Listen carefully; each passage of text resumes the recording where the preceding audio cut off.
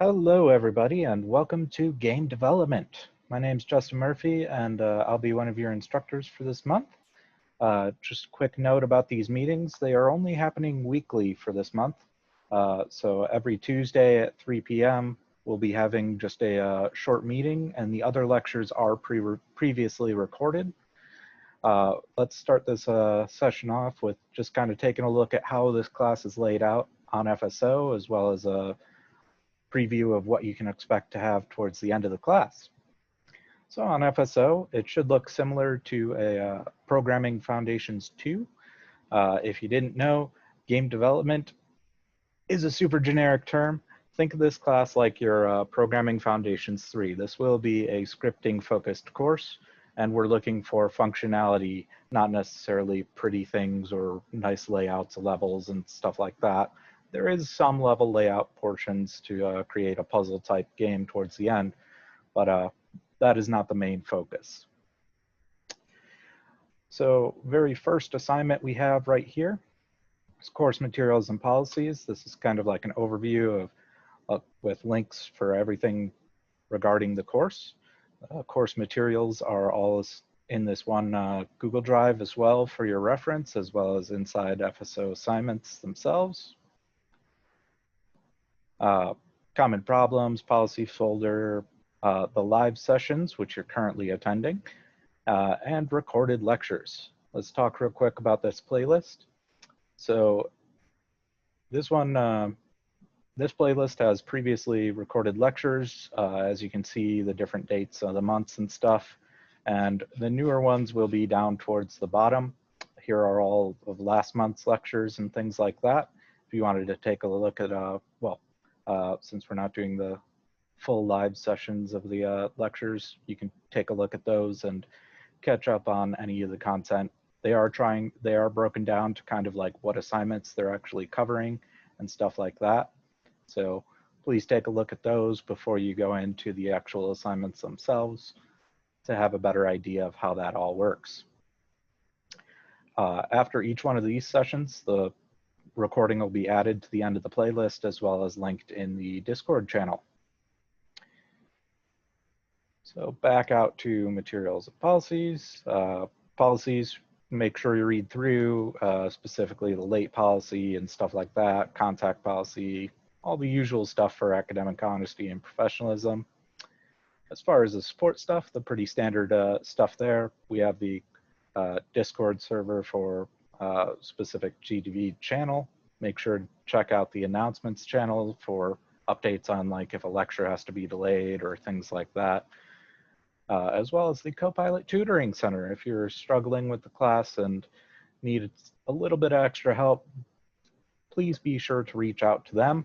They are available on the same Discord server as us, so you can click on that and hop in there and see if they can set you up with somebody to help you out.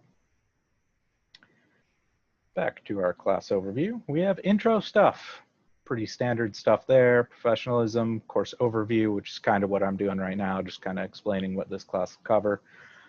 Speaking of that, I mentioned that it is scripting focused, but exactly what are we scripting? We'll be taking a look at a more intermediate scripting type concept called design patterns, and we'll be specifically taking a heavy look at the state pattern.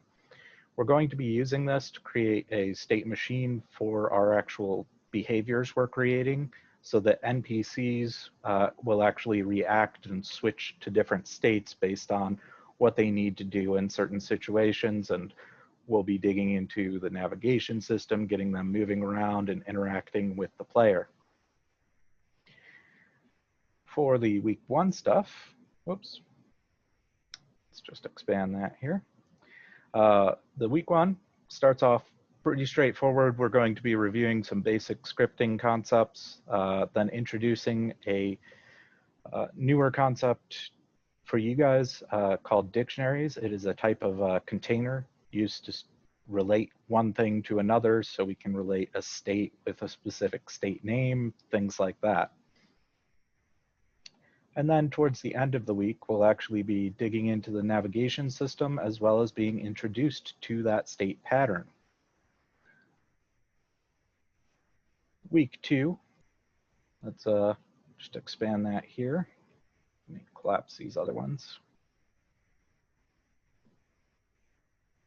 Week 2, we'll also start off with kind of a review, reviewing some intermediate scripting things such as interfaces, encapsulation, inheritance, things like that that you guys had learned way back in PGF2, but it's in C# this time. So make sure you check out those.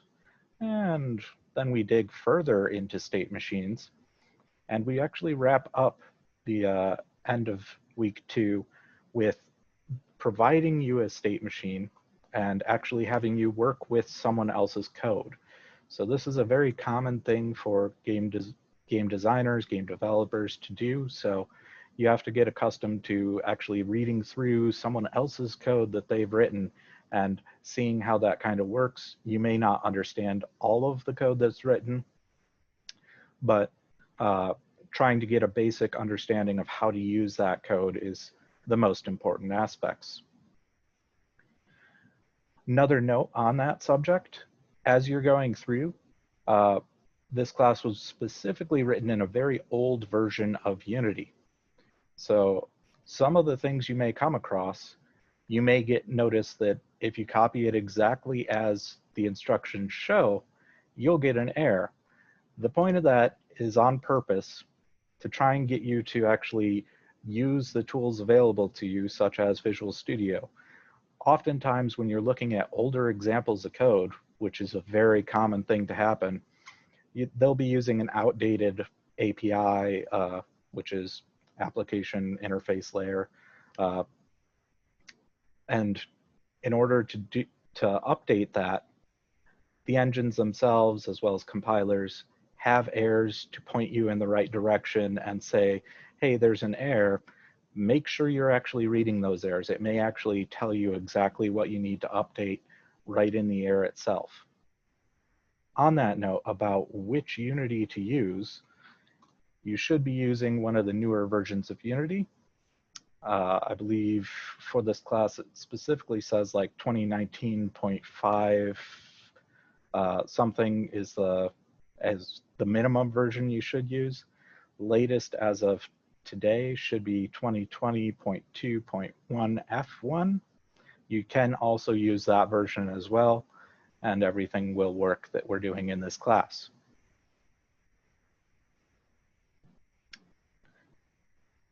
Back to FSO. In week 3 is when we're actually digging into getting our nav agents, which are the NPCs that we'll be actually placing around, moving around our level and stuff. We'll be adding a manager to that so we can select them and interact with them. As well as you'll be starting your project, Sneaky Sneaky. So what is Sneaky Sneaky? That's a very weird name.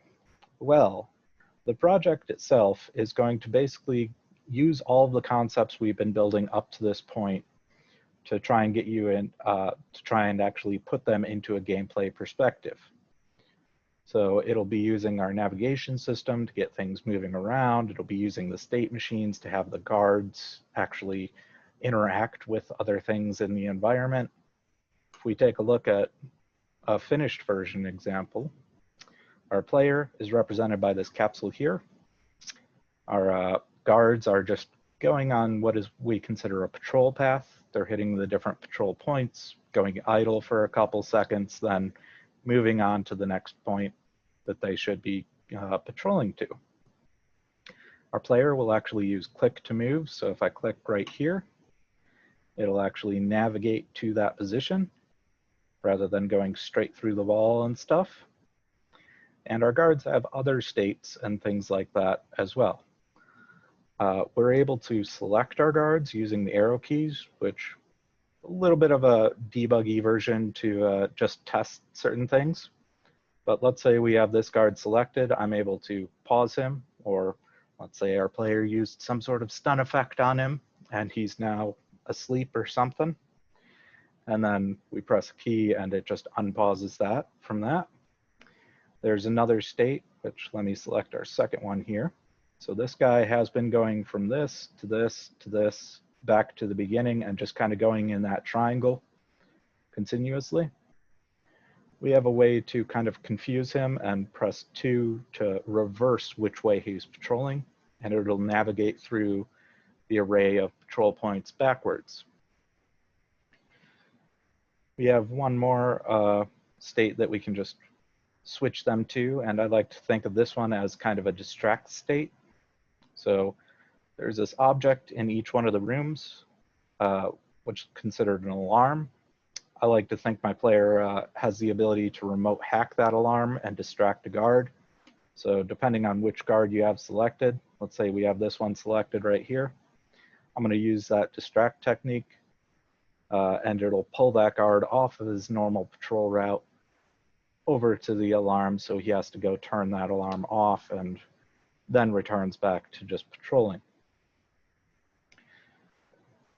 The goal of the game is actually to get past all of the guards and escape. So when you actually approach the guards, it triggers one more state, which is actually a pursue state. Now, I've purposely made that one guard slower and one guard faster here to demonstrate that they will chase you until you get away from them and then just go back to their patrol. We don't have necessarily a lose state for the game, and those guards are fighting for that 1 point. There we go. And we'll just run past this slow guard. My character moves slowly. Should have sped him up a little bit. And the goal of it is just to run past all of them and get to the end of the game. So we'll do that right now. And my character is going super slow. I'm going to just speed him up real quick. Navigation. Say much faster and can turn on a dime.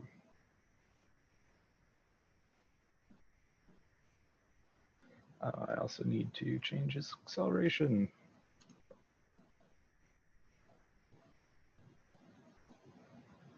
And once you get to the end, you win. You escaped. Hooray!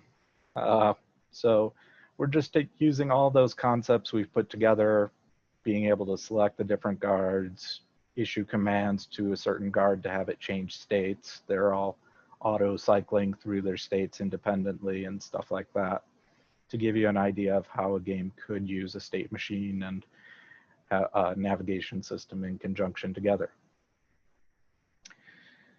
So that is Sneaky Sneaky. That's the big project towards the end of the class. I believe that is due on the 26th. So 3 weeks from now.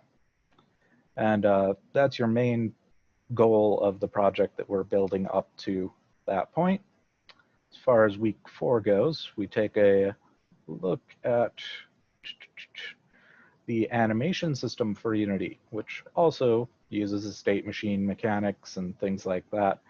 And we'll be digging into a little bit more than you have in the past, taking a look at blend spaces to try and get those a bit smoother animations for characters. And that is pretty much it for the overview of the class. Were there any questions? I know I didn't really ask during it, but any questions about anything I went over so far?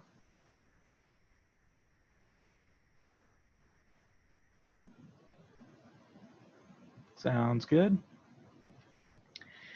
Alrighty. Well, that pretty much wraps up the lecture portion for today. So we'll move into just kind of a Q&A session while you're working on the assignments. I'll leave the session open if you need to pop in and ask any questions until about 4 p.m. Sound good?